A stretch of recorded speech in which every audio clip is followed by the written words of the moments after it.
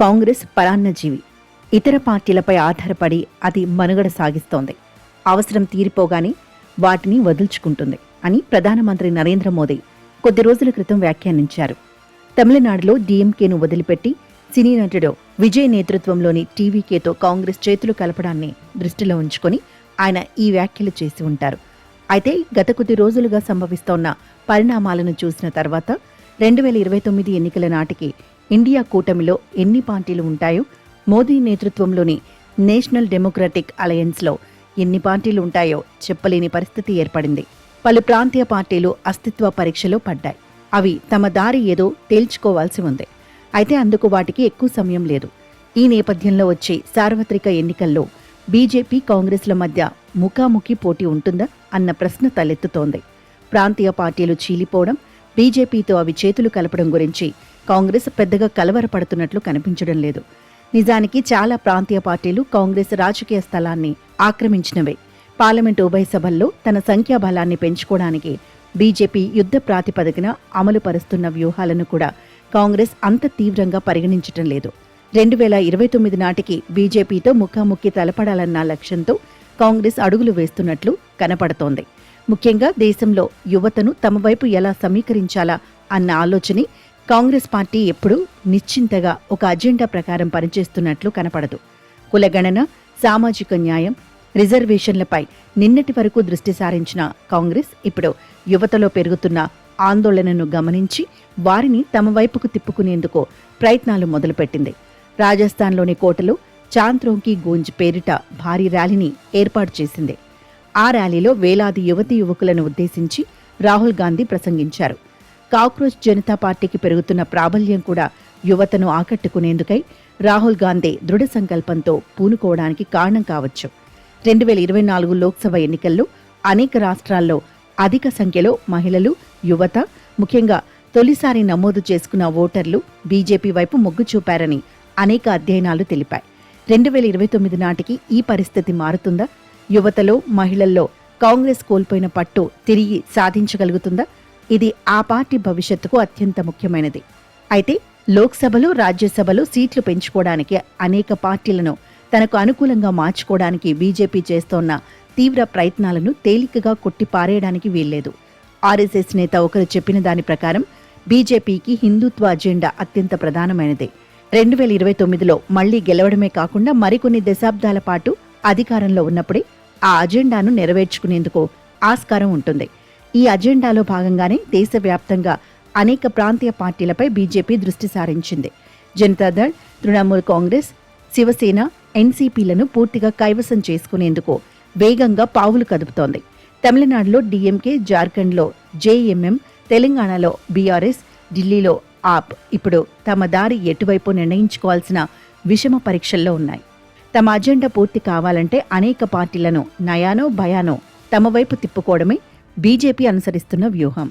2029లో 2024 ఎన్నికల ఫలితాలు పునరావృతమై తాము మెజార్టీ కోల్పోయే ప్రమాదం మళ్లీ వాటిల్లకుండా ఉండేందుకు బీజేపీ వేగంగా చర్యలు తీసుకుంటోంది. వీటిలో డీలిమిటేషన్, మహిళా రిజర్వేషన్ అత్యంత కీలకమైనవి. మోదీ సర్కార్ నిర్వహించే నియోజకవర్గాల పునర్విభజన జరిగే తీరు పూర్తిగా బీజేపీకి అనుకూలంగా ఉంటుందని మరి చెప్పనవసరం లేదు. నియోజకవర్గాల పునర్విభజన వల్ల కాంగ్రెస్, ఎన్డీఏలో లేని ప్రాంతీయ పార్టీలు అధిక ప్రయోజనం పొందకుండా ఉండేందుకు బీజేపీ సంకల్పించింది.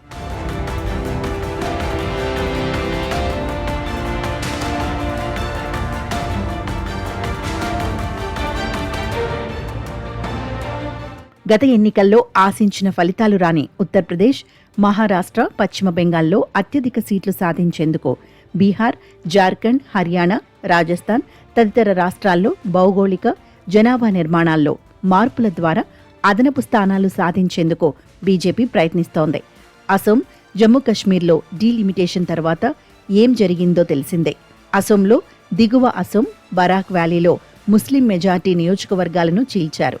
స్థానికులు అత్యధికంగా ఉన్న నియోజకవర్గాల్లో చీల్చిన ప్రాంతాలను చేర్చారు. దీనివల్ల కాంగ్రెస్కు, ఏఐయూడీఎఫ్కు తీవ్ర నష్టం జరిగింది. ఎస్సీ, ఎస్టీలకు సీట్లు పెరగటం వల్ల బీజేపీ ప్రాంతీయ మిత్రపక్షాలు లబ్ధి పొందాయి. జమ్మూ కశ్మీర్లో కూడా కశ్మీర్ లోయలోని ముస్లిం మెజార్టీ సీట్ల కంటే జమ్మూలోని హిందూ మెజార్టీ సీట్లు పెరిగాయి. అంతేకాదు చాలా మంది సిట్టింగ్ ఎంపీల పట్ల ప్రజలకు ఉండే వ్యతిరేకతను అరికట్టేందుకు సీట్ల పెంపు ఎంతో ఉపయోగపడుతుంది. పెరిగిన సీట్లలో యువత, మహిళలకు అనేక మంది కొత్త వారికి అవకాశాలు కల్పించి సాధ్యమైనన్ని మెజార్టీ సీట్లను సాధించుకోవడమే బీజేపీ లక్ష్యం.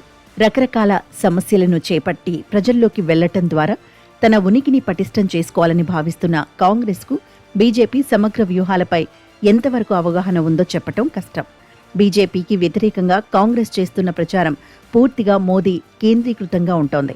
దేశవ్యాప్తంగా పెరుగుతోన్న ఆర్ఎస్ఎస్ ప్రభావాన్ని సైద్ధాంతికంగా ఎదుర్కొనేందుకు సమాయత్తం కావడానికి బదులు ఆ సంస్థకు రిజిస్ట్రేషన్ ఉందా లేదా అన్న నిరుపయోగ చర్చల్ని లేవనెత్తుతుంది.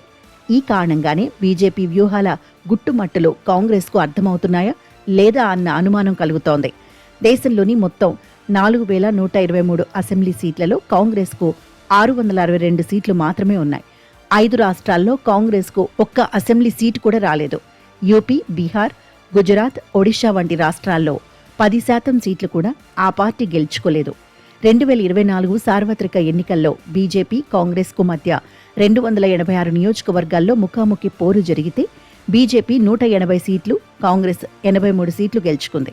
లోక్సభలో డిప్యూటీ నాయకుడు, పీసీసీ అధ్యక్షుడిగా ఉన్న గౌరవ్ గొగోయ్ ఇటీవలి అసోం అసెంబ్లీ ఎన్నికల్లో చిత్తుగా ఓడిపారు. మరో లోక్సభ సభ్యుడు, 2 సార్లు ముఖ్యమంత్రిగా ఉన్న పుదుచ్చేరి పీసీసీ అధ్యక్షుడు వైద్యలింగం సైతం గత అసెంబ్లీ ఎన్నికల్లో డిపాజిట్ కోల్పారు. ప్రభుత్వ వ్యతిరేకతను కాంగ్రెస్ తనకు అనుకూలంగా ఎందుకు ఉపయోగించుకోలేకపోతోంది? ఈ ప్రశ్నకు జవాబు సాధించనంత వరకు ఎన్ని ర్యాలీలు నిర్వహించినా, ఎన్ని నాటకీయ ప్రదర్శనలు చేసినా కాంగ్రెస్ బలోపేతమయ్యే అవకాశాలు లేవు.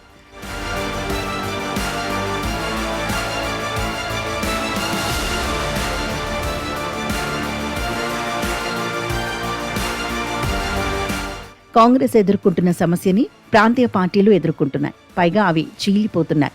ఇందుకు బీజేపీని నిందించడం కన్నా ఈ చీలికలు ఎందుకు సంభవిస్తున్నాయో, ప్రజలు తమను ఎందుకు వ్యతిరేకిస్తున్నారో ప్రాంతీయ పార్టీల అధినాయకులు నిష్పాక్షికంగా ఆత్మశోధన చేసుకుంటున్నారా? ఒకప్పుడు వామపక్షాల ప్రస్తుత గమ్యం ఏమిటి? వాస్తవం ఏమిటంటే ఒకే నాయకుడి ఆకర్షణ, కుల సమీకరణాలపై ఆధారపడ్డ ప్రాంతీయ కోటలు వేగంగా కుప్పకూలిపోతున్నాయి. సిద్ధాంతాలేవీ లేకుండా కేవలం అధికార ఆకాంక్షలు ఎల్లకాలమూ నెరవేరవని స్పష్టమవుతోంది.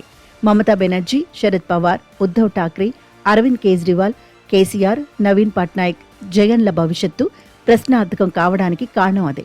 ప్రాంతీయ దిగ్గజాలు ఎవరూ ఇప్పుడు ప్రాబల్యంలో లేరు. కొన్ని పార్టీల వారసుల పోకడలు ఆశాజనకంగా లేవు.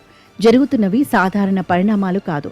భారత రాజకీయ వ్యవస్థలో జరుగుతున్న లోతైన నిర్మాణాత్మక మార్పులకు అవి సంకేతాలని ఒక విశ్లేషకుడు పేర్కొన్నారు.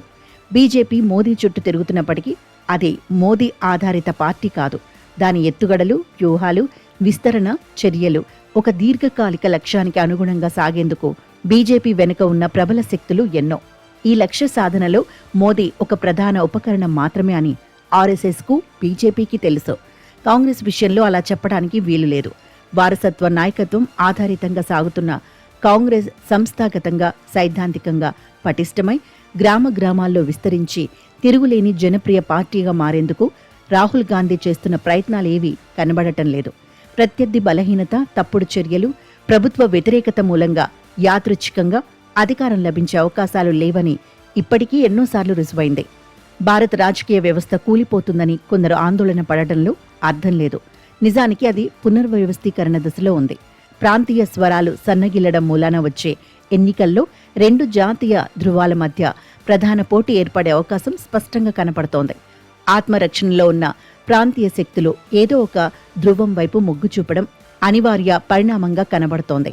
డీలిమిటేషన్, ప్రాంతీయ శక్తులు చేరడం మూలంగా కాంగ్రెస్కు సహజంగా కొన్ని సీట్లు పెరగవచ్చు. కానీ ప్రభంజనం రేకెత్తించి అధికారం సాధించాలంటే వ్యక్తుల కన్నా జాతీయ స్థాయి ప్రభావశీల భావజాలాలు రాజకీయాలను నిర్ణయించడం ప్రధానం.